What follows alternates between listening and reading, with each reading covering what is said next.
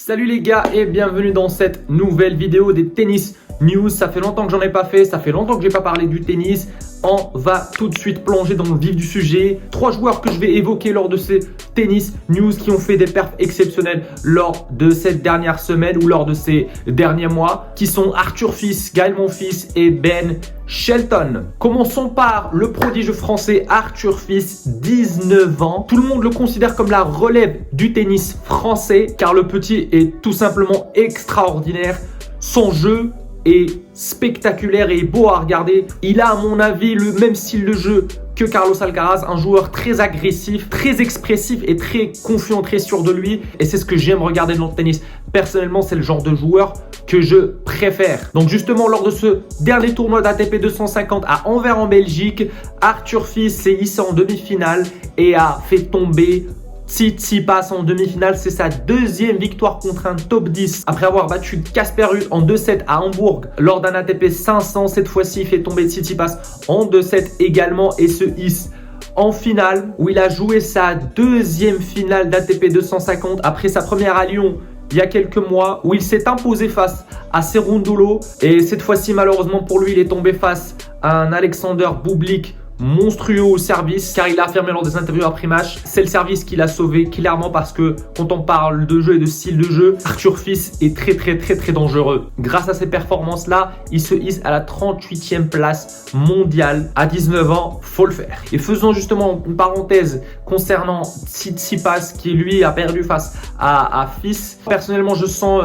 que Tsitsipas est en phase de déclin. On ne connaît pas les raisons de ce déclin là, même si bon, il vient de remporter avec Petros Tsitsipas, son frère, leur premier titre en double à Anvers justement. Mais en simple, j'ai l'impression que depuis sa finale à l'Open d'Australie face à Novak Djokovic en début d'année, Tsitsipas régresse progressivement. Beaucoup de gens le critiquent à l'époque en disant que c'est à cause de son coach et son père, Apostolos Tsitsipas, qui ne réussit pas à franchir un palier pour essayer de battre des Djokovic et Alcaraz. C'est ce qu'il a fait justement, il avait changé de coach. Plutôt, on n'avait plus vu son père pendant un moment, mais je pense qu'à ce moment-là, ça a peut-être empiré, ce qui a fait que il a décidé de réintégrer son père dans le staff. Après, il y en a aussi qui parlent de sa relation avec Paula Badosa, ce qui fait que peut-être il s'investit un peu plus dans sa relation plutôt que dans le tennis, parce qu'avant, quand il était célibataire, il était à 100% sur le tennis. Donc on ne sait pas les raisons de ce déclin-là et de cette régression de Tsitsipas qui, je pense aussi en termes de confiance en soi, quand tu perds tout le temps face à des Djokovic, Alcaraz, Medvedev et j'en passe, ta confiance en soi, elle prend vraiment un gros coup. Donc tu peux gagner beaucoup de matchs, mais à un moment donné, quand tu tombes face à un top 10, tu commences à douter de toi et ne plus sortir ton meilleur jeu. Donc c'est un peu compréhensif, mais ça explique la fébrilité mentale de Stefanos Tsitsipas. Maintenant, parlons d'un autre joueur qui est également très grande forme.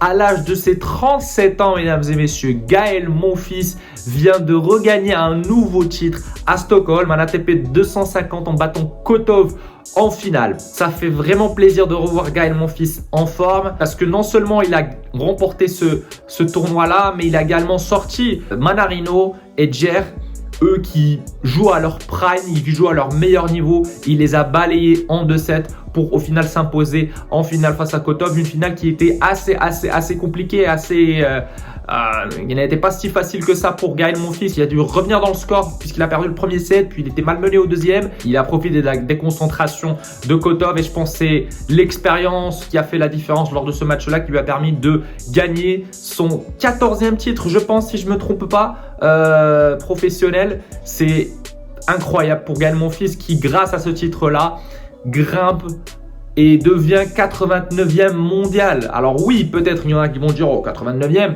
c'est pas si exceptionnel que ça. Alors non, il faut savoir que Gaël Monfils, en début d'année, il était 210e mondial. Lui qui avait arrêté le tennis pendant un moment suite aux blessures, il n'arrivait plus à jouer beaucoup de tournois, et ce qui fait que son classement a chuté logiquement.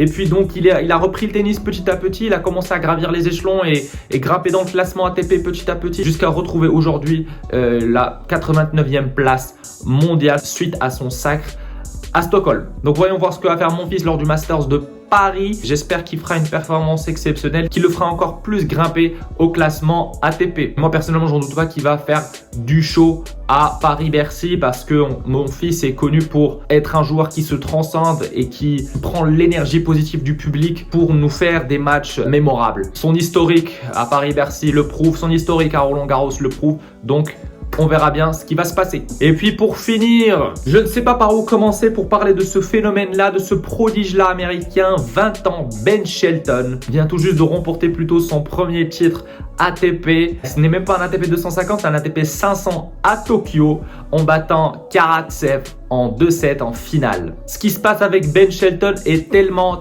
magique puisque il y a à peu près plus d'un an, en juin 2022, il jouait encore, il était encore en tennis universitaire. Alors oui, il faisait quelques futurs et quelques peut-être challengers à l'époque si je ne me trompe pas. Et à ce moment-là, il était classé 500-600 mondial. Il a suffi vraiment au tournoi de Cincinnati de lui accorder une wild card. Il a gagné, je pense, 3 matchs au tableau principal en battant surtout Sonego, Lorenzo Sonego, un top 50 et Casper Ruud, un top 10. C'était exceptionnel de voir ce qu'il a pu faire lors de son premier tournoi ATP en quelque sorte. À ce moment, il n'avait joué aucun ATP 250, aucun ATP 500 et c'était son premier Masters 1000 et il fait déjà des dégâts en sortant Sonego et Ruud. Alors oui, après il s'est incliné je pense en 8e ou un truc du genre, mais voilà, tout le monde avait vu que ce joueur-là a un avenir prometteur.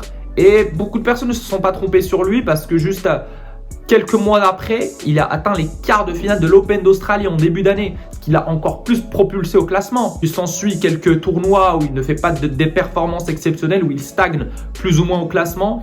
Mais là où il a vraiment explosé, je pense, et là où il a vraiment fait parler de lui dans le monde entier, donc c'est au tournoi de l'US Open 2023.